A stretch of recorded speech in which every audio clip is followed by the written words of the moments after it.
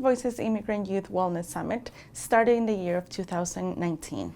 It's an anti-stigma initiative to promote mental health for immigrant and refugee youth. United Voices is the first immigrant youth mental health summit in southern Alberta.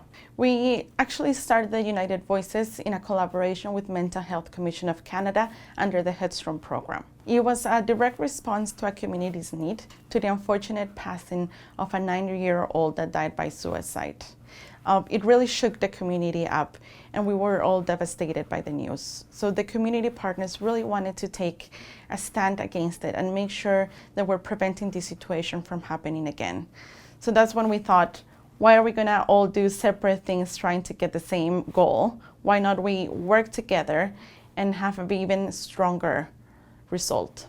This was our test to see how good we were to actually have action bias to get the community to work together. We had held a town hall, and within a week's notice, 80 plus agencies showed up to Immigrant Services Calgary, which I think is phenomenal.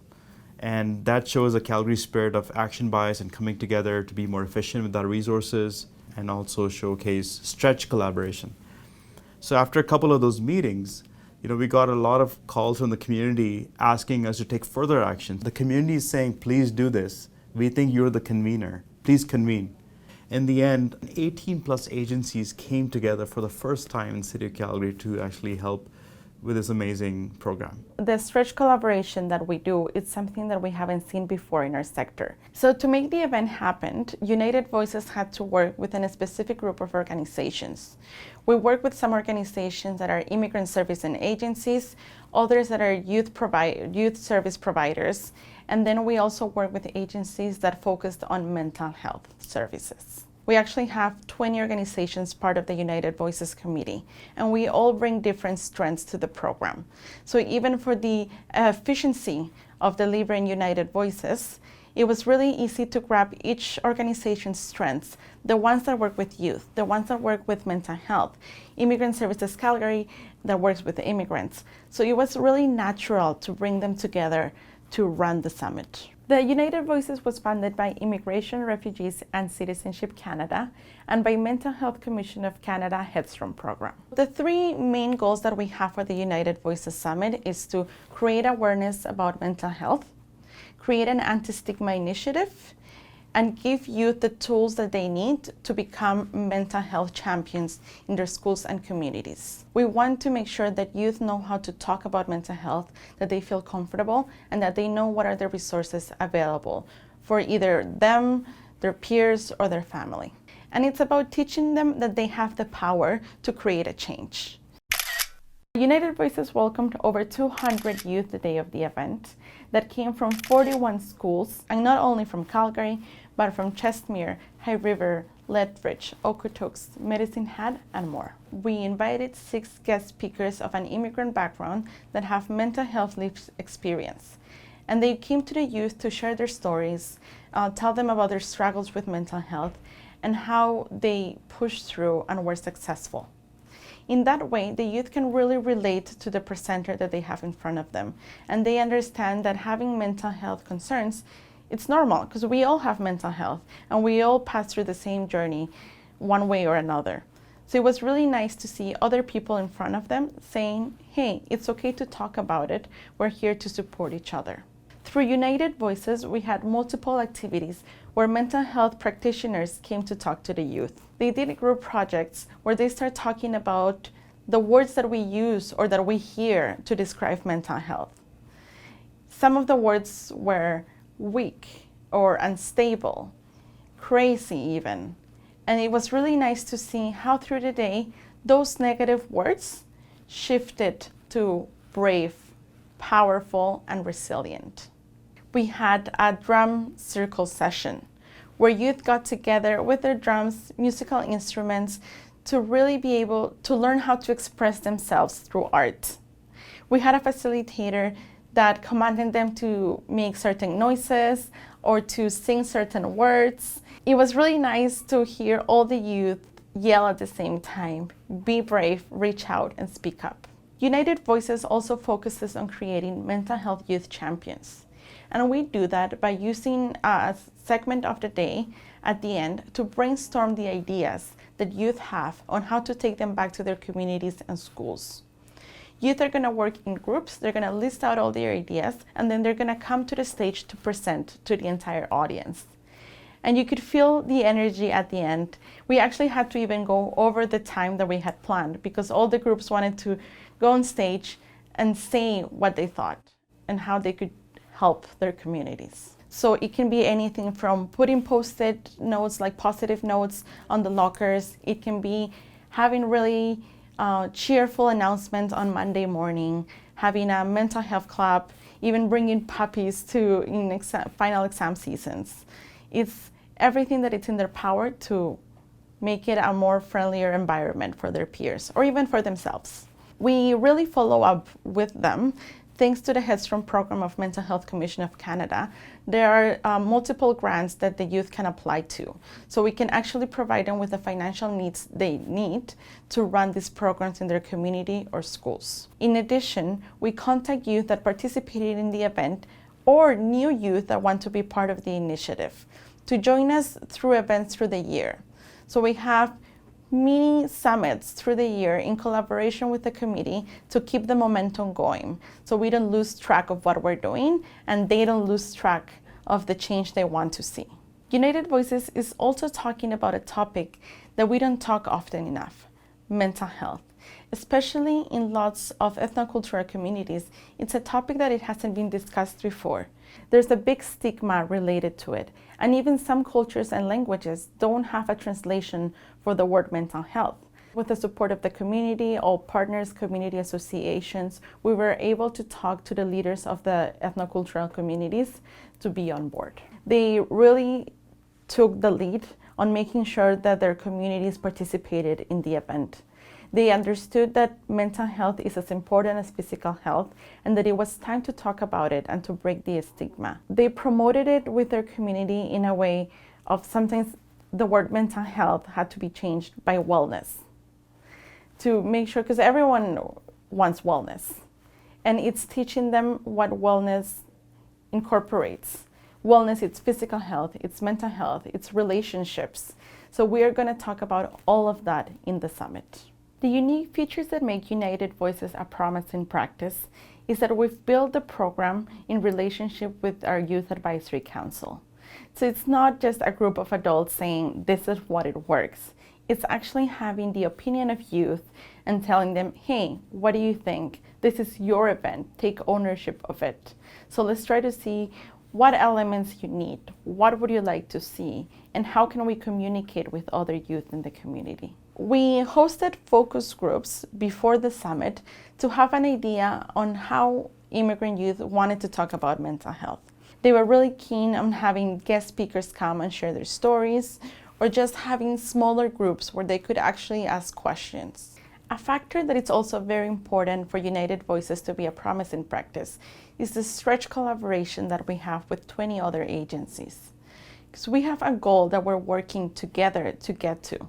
So we have more resources, we have the strength, we have different points of views that are going to take us there.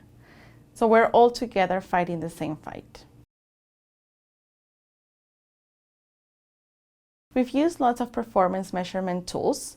We've always focused on having focus groups with the youth. We did a couple before the summit, and then we also did a couple after the summit to understand how they felt, if they thought it was successful, what were their learnings from the day. Did they feel they learned more about mental health? Did they feel more comfortable talking about mental health? Do they know which services are provided in the community for them and their peers? As part of the focus groups, we also realized some things that the youth didn't before. Even though mental health services were always present at their schools, they didn't recognize them. They didn't realize they were there. And it was after the summit that they went back to their schools and started thinking, what services are available for me? Or what services are available for my peers? And that's when they started noticing that there were counselors, that there was a mental health club.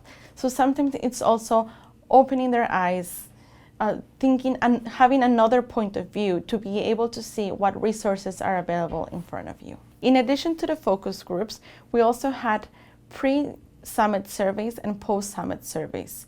In the pre, we wanted to see where the youth standed, what they thought, what they knew about mental health, and what was the start point of it. In the post-summit survey, we wanted to see the impact that we had. What could a one-day summit do to them, and how could it change their points of views? So the pre-summit surveys was distributed right before the summit. Youth came in, they registered, and we gave them the pre-summit survey. They filled it out, gave it back. At the end of all the other activities, we gave them the post-summit survey, so we can actually see the impact we made in just 6 hours of running a program. Actually, 90% of the people that answered the survey mentioned that they felt empowered by United Voices to take a stand against stigma and mental health. Another positive outcome that we saw in the evaluations is that actually 81% of the people that answered the survey said that they now know how to support their peers with services provided in the community, which is compared to only a 60% in the pre-summit surveys. In addition, 74% of the people that answered the survey indicated that after the summit, they felt they could reach out and seek help if they needed to talk about their mental health. And that's compared to only 59 in the pre-summit survey. And through the evaluations, it was really great to see what the youth thought. We have really positive quotes of what the day meant to them. So I'm going to share a couple of them. Anyone can have a mental illness. They can be healed. Another youth said, I found places where I could seek help from and was taught that it is okay to do so. I increased my understanding of mental illness and where to go for help. Other ones are, mental illness does not make you look weak. And mental health is as important as physical health. United Voices has really benefited from the evaluations because we can see what youth want to see for next year, what changes we need to make. So for example, the evaluation stated that they would like more physical activity. We did have a drum circle that lasted around 30 minutes, which the youth loved. They were able to express themselves through art and music, and it was amazing. So they want to see more of that in the next summit. Youth would like to see more interacting activities between each other than just seeing facilitators run through the information.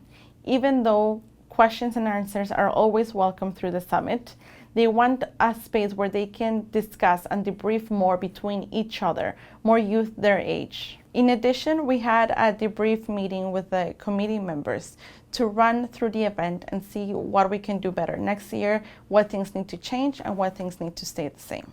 The evaluations really show us that the youth want the service. They want to learn more about mental health. They want to know about the services and how to support their peers. Some skills that are required to be able to run United Voices or a similar program in another part of Canada would be have cultural sensitivity, mental health awareness, terminology, and have really good communication skills, because you're going to be talking about a topic that is sometimes not well received in some communities. So you really need to be an active listener, be patient, and transmit that message that we're just looking out for their own well-being. We want to promote well-being and mental health, but you have to really be careful when you're talking to ethnocultural groups, because we're not coming in to tell them that what they're doing is wrong or things are not supposed to be done that way. We're just there to share information, share another point of view, for them to have another perspective and see what works for them. We have lots of training materials specifically to run the program. So we have training materials for the facilitators that are going to do the breakout room sessions. We have training materials for the guest speakers because we want them to share their journey, but always focus on the positivity and how they came out of their situation. The Head Start program also had a training material for schools. What are the steps that they need to take in order to put the ideas that youth want in the schools? What should they be thinking of? How should they lead conversations and things like that? United Voices is a very flexible program, so it is very easy to transfer it to another department or another population. You can do it using technology. For example, You can actually even have a live session of the summit so that people in the rural areas can watch if they couldn't make it to the place itself. It is recommended, though, that the summit itself happens face-to-face, not just an online event, because you really want to connect with other people and be able to be vulnerable with others, which is sometimes hard to do in front of a camera or through a computer. Since the United Voices Committee is made of so many agencies and organizations, we have the resources to switch this practice of stretch collaboration and apply it to something else. We would like to focus a little more on family relations. If we really want to create an impact with youth, we also need to focus on their families, on their social life, in school, and we have the resources and capabilities to do that. The work that we can do together, it's way higher than what we could do separately. It's been an amazing journey to see how community members have come together to make an impact on the youth's lives, to really prevent another unfortunate event of happening when we have the power of offering services and extend our hand to youth.